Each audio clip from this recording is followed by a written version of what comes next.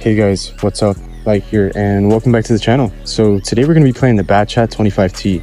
I mean, if you didn't know, this tank is the most broken tank in the game right now when it comes to just the light tank category, right? It has the best view range, it has really great damage potential with the auto loader consumable in terms of the inner clip consumable that it has. It's insane. You can put out 2 clips with that consumable at once with the, I think it has the longevity consumable for equipment, and it's just nuts. People play this tank with vents, but I feel like it doesn't make much of a drastic difference. So I take calibrated just because, I mean, calibrated got over buffed in my opinion. It's pretty much easy to pen tanks that you couldn't before with this tank. So yeah, this tank is going to get nerfed to the ground, so I'll probably play it after the update, but I just wanted to show you guys what it is like now and what we can compare it to after the update. So here, I mean, a lot of tanks go for the crossing in the corner, but I love nuking the tanks that cross to the corner. They're mediums and lights, of course. So I aim in 2 really good shots into the Batchat Avenir, the tier 9, and then I put in that nice HE shell as you saw into the standard. And so the standard kept crossing and got nuked by 1A3. And our team was able to get that Batchat to a 1-shot just because he tried to stick around and shoot me a bit. So he kind of delayed his crossing a bit and was out in the open for a little bit longer than I probably would have been there. So yeah, here I was going to go for the boost, but I decided I didn't have enough speed for it. And so I'm just going to go left, knowing that mostly everything is spotted except for the Hori, and I can go for an easy flank while my team keeps them entertained here in the main fight on the right. And so I'm confused at where the Hori is. So I was like, you know what, let me get the kill on the Batchat. But then I see the Hori popping up from spawn on the left side. And so I get a really nice max drill on him with heat. And I'm going to go for an instant reload, right? There's no reason to entertain him or let him get any shots in me just because I don't have the best HP, you know, to trade with, you know, a TD that has reactive armor and that, you know, has very good accuracy. So yeah, so knowing that, you know, he shot just because I didn't see the shell, but I definitely heard it because I was playing with my headphones, and I'm able to just circle him, get an easy clip. I could probably have shot him frontally, but there was no reason to risk it at all. So I put in really nice shots into him, and the 1A3 came all the way to the left to come help me out with this flank. And so I'm very appreciative of that. I didn't have to waste more time on him, and now I can farm more damage here on the heavy side. Our team played a very well positioned game here. They weren't too passive, and you know, they were able to take all the aggression after nuking those 2 mediums, knowing that they didn't have to worry about anyone basically on their sides shooting them. So yeah, I ignored the BZ because I saw he didn't have the derp gun before, and I just clipped the TP because the faster we kill the tanks, the faster, you know, the faster we kill the tanks with our allies, the faster I can get into another game and provide more gameplay for you guys. So yeah, it's pretty much my reasoning of shooting the TP instead of the BZ. Plus, I mean, there's also that chance of ammo racking him, shooting him right on the side and behind the turret. So yeah, that was probably the main reason, really. I kind of wanted to ammo rack him.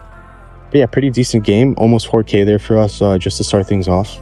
And here I see, you know, it's going to be a bit tough with, you know, the platoon.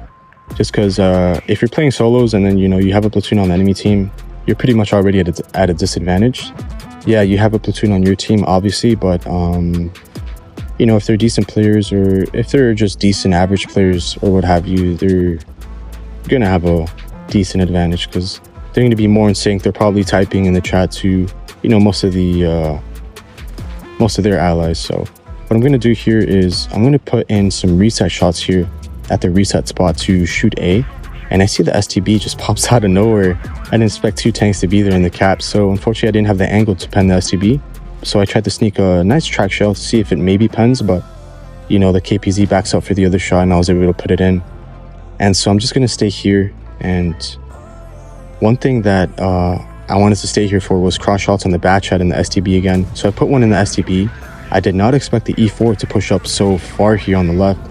But since I took the shot already, there's no reason to run right away. I can just put in my 2 shells in the clip, and now I can look to run away as I get unspotted here, knowing that he probably wants to eliminate me in the 907 with the team since they're more centralized in A. At least half of the team is. And so I'm going to take this opportunity to get safe, knowing that I have insane mobility in the bat chat, and I can get away unspotted here and get to spawn and see if I can push C with our full health 268 version 4 that's camping.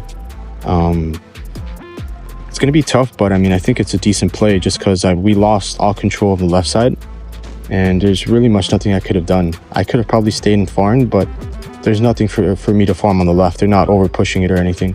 They're just taking really good positions, playing it slow. And yeah, I'm going to see if I have some shots in the bat chat of the Rhino here in the mid, because they're not paying attention to me. I'm unspotted. And so I kind of wanted to put a shot in the bat chat. Unfortunately, it bounces, and I put a shot in the Rhino. And so I'm not going to risk another shot here. I'm going to go for the reload. Unfortunately, I thought the rock was more to my right instead of the left. And I'm really glad the 6-8 didn't have the best accuracy, so he misses a shot on me. And I'm going to stay here to farm the 268 version 4, because that's pretty much the only damage left for me to get. This game is a sure loss just because they're at 800 caps. They have double caps. Our team's been camping pretty much in the same positions. We've had no map control. And so I'm going to put in a clip here. And we get a really nice high roll with that last heat show. So we're at 3k damage. And I can't sit in B to stop the cap because there's no cap on B to have. So I have to go all the way to A to stop caps. So I know that the game's pretty much over. But let me see if I can work some magic and maybe help my 907 survive after the 268 just eliminated the bat chat. But I juke the Rhino here. I make him shoot a shell straight into Narnia. And I'm ignoring him. I don't need to put the last shell on him. I just put it in the STB with maybe a ram, but he's able to back up. So at that point, the game was pretty much lost as soon as I rotated out and our team didn't capitalize on stronger positions, maybe in the middle. But yeah, I mean, nothing I can do. Another basically 4K game, but I'm not really too fond of doing damage without getting the win. So just, I guess when you have those games where pretty much you know you're going to lose off the bat, you know, they have double caps on supremacy, they have your team pretty low, they have all the map positioning. That's when I think you can really just be a damage goblin and just basically see where you can get your damage towards the end of the game. So I don't really encourage people, you know, just to camp and play for damage. But if you have to, or like if you have no option, then for sure. Like as you saw, I was just covering and sniping off the 268 version 4 basically for a little minute. And yeah, so here we are in Black Goldville. I like to spot the middle early, and I like to see what can cross the C corner or what can also cross to the heavy side through this alley straight in front of me on the right side of the Sheridan. You see, as you can see, the right side of the alley, a lot of people don't really pre-aim. So I put in a very decently well-placed snapshot on the BZ. Unfortunately, it bounces, and I'm not going to peek for more. I'm not going to let them settle in a shot for me. So I'm going to get out of mid. I'm going to rotate so that enemy team doesn't have any map control on us, because I can pretty much spot anything on the right side, knowing that they have mid and all. Just giving this side of the map is probably going to be a sure loss for us. And so I'm going to try to be annoying to this STB, knowing that he's most likely solo, maybe with a tank or two. But he's definitely super pushed up. So as I said in a couple previous videos ago, the STB is just so broken. There's nothing really you can do against it hold down. So I just go for a clip reload, and hopefully I can cover my T30 if he doesn't overextend. But I am going to go for some good shots on this STB. Maybe I can get some good crossfire. And so I put in a nice shell into the STB. And then I start looking at the T30, thinking that the STB was going to be focused on my T30. And so, yeah, he took my basically undivided attention. And so I'm going to definitely pay attention to him. Looks like he's still, you know, making the better play and focusing me. But unfortunately, he's not as aware. So he gets nuked by the T30, just completely tunnel visioned on me. And so what I'm going to do now, since I have a dead driver, I don't have any mobility, and you know, if you take mobility away from the bat chat, it's severely handicapped. And so what I'm going to do is I'm going to go towards the red line, towards this cheeky bush that not a lot of people know about or a lot of people use too often. I like using these spots only if, you know, something like a dead engine is here, or if I have to clutch a, you know, a very hard game, or, you know, I have to hold one side by myself. But yeah, there's not really much else I can do right now with the dead engine than to camp and just spot up, see if I can maybe get a couple picks off. So, you know, I was able to get the pick off on the T30, as you saw. see if I get a shot in the 30B, but that shot goes a little to the left of my reticle. And now I'm just going to pick up the elimination on the FTB, which is very big for me and allows me now to kind of take more position and map back from, you know, the enemy team here, knowing that the 50B is not going to peek me anymore, just because, I mean, I'm a big threat there in that position. I'm pretty much unkillable unless I over peek. And so although we're up, you know, we have basically 3 one-shots, and so the game can easily swing back into their favor, and I don't want it to. So I'm just very kind of concerned about this Sheridan on my right spotting me, and I kind of don't want to take a shot from him. But knowing that our I7 pushed up, I can take this side of the map back again, and I can spot and see what I can help our I7 with in terms of crossfire and stuff like that. And so I see the 50B. I'm going to put in 1 shell. I would have put in 2, but it looks like I didn't want to over peek to the Sheridan.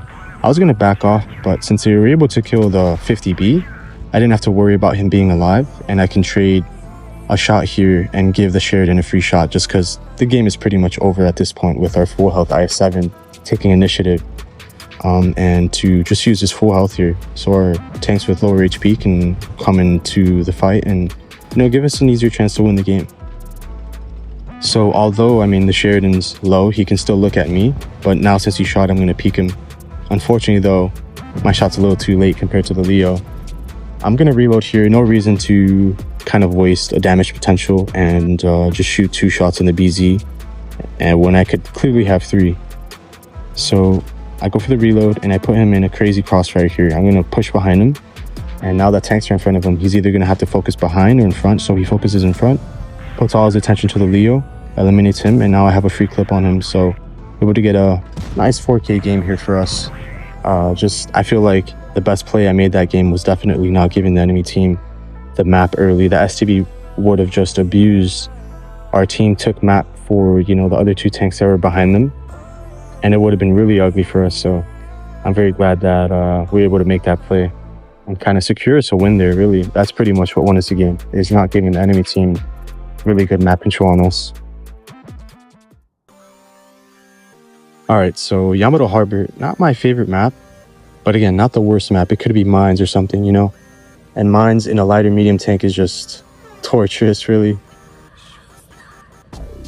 So what I'm going to do is spot early here in the middle, see what I can spot up coming to the TD bushes and whatnot. You can spot everything, basically, before they get to that TD bush. Unfortunately though, as you're going to see, I get proxy spotted by the other batch that had kind of the same idea. And, you know, there's some heavies that really push to the middle to try to get shots on lights. That's what I've been seeing nowadays, since it's a pretty common position by light tanks to go where I was. And so I got out of there as soon as possible because, you know, the VK or Yo or 50B could have been mid and ready to pre-aim me if I stayed there. So here, I was going to look away, but I didn't think the Progetto was going to peek that, so he gets nuked. And so I put in a shot here, expecting him to back off, but it seems like he's not the best player. So my shot placement, anticipating his next move, wasn't the best. I didn't think he was going to stay still, so I was, you know, pre-aiming for him, kind of rocking back and forth and going back. But yeah, now that, you know, the enemy team is giving me this good positioning here, I don't think the back chat is aware that I got on his side, so when he backs off, I'm going to have a couple free shots here. I thought he wasn't going to back off, but yeah, again, as I said, he wasn't aware I was here. So I take a good chunk of the map for us, and I take that bat chat away from pretty much a dangerous position, and I force him to play towards the left in the middle of the map. But now what I'm going to do, I could easily push the right side, right? But I'm going to waste a lot of time here. Not only is the damage potential going to be minimal for me,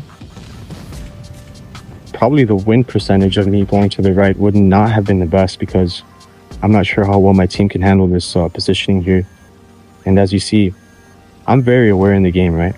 And I see that, you know, 6-8's not looking at me. I'm going to push past him, get the elimination on the Yo, and now I can just abuse his 268 version 4 and just hug him from behind, since there's nothing really he can do with his terrible traverse speed. And so it's a very close game, right? Our 183 just ammo racked, their 183 just ammo racked their 268 version 4. And the 68 version 4 made a very smart play. Knowing that he can't really do anything about me, he's going to go over here and put a free shell into the 183. And so what I'm going to do with the rest of my clip, using this rock as cover from the enemy TD position, I'm going to put in a couple shots into the back chat and get a very big elimination for us. And so with this, I mean, the game is pretty much secured. I did know that the VK was camping there. I just didn't think he was good enough to hit that shot. Definitely an RNG shot, so good shot on his part to hit on me on the move. Again, he wasn't moving or anything, but still, it's just the velocity on the VK-72 gun, you know, for sniping and stuff isn't the best. So it was a very good shot by him. So here, I mean, I wanted to move through A, but I did not want to be detected. And so I didn't want to flash the cap to give my position away. Of course, they have an idea of where I'm going to go, obviously, because I'm a light tank. But just that extra safety from my end, I think will kind of bamboozle them a bit here. And so what I'm going to do here, I'm going to get a free clip in the VK. I'm at more than enough range to not get spotted, but I'm also trying to prepare for that 183. So I'm going to, with the rest of my shells, as you saw, just kind of shoot them here next to this cover, just not knowing where the 183 is. Because I think as you saw, the 183 was looking for me. So I'm going to make him hit a very tough shot here, angling my bottom and upper plate at that corner of the hard cover there. And I get a free clip in him, so get a really nice 5K game here.